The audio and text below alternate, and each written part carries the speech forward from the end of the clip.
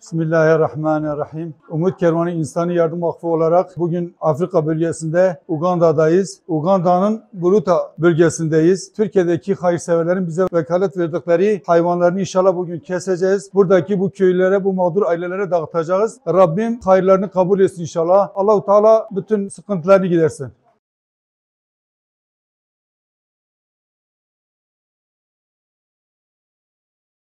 Umut Kervanı İnsani Yardım Vakfı olarak kurban kesimlerimizi gerçekleştirdik ve şu anda arkadaşlar parçalıyorlar, poşetleyip inşallah bu kestiğimiz kurbanları buradaki ihtiyaç sahibi kardeşlerimize dağıtacağız. Allah-u Teala tekrardan sizin hayrınızı kabul etsin. Allah'a emanet olun. Selamun Aleyküm ve Rahmetullahi ve Berekatuhu.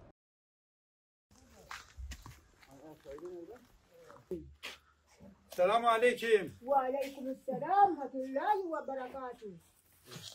Buyurun.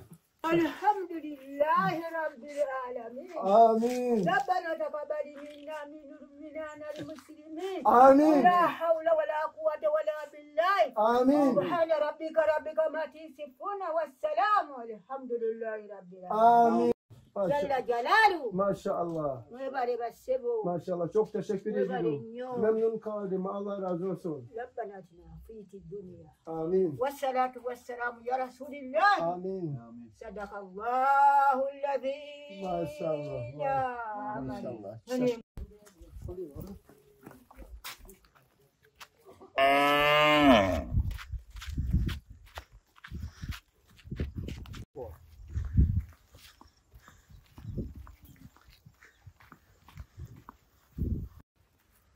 Selamun Aleyküm. Ve aleykümselam ve rahmetullahi ve aleykümselam. Ve selam bana. Kurban eti sana getirdik. Elhamdülillahi Rabbil alemin.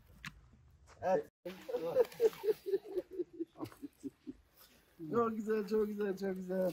Bir tane ver. Bir tane sana. Bir tane sana. Aha, maşallah, maşallah, maşallah size.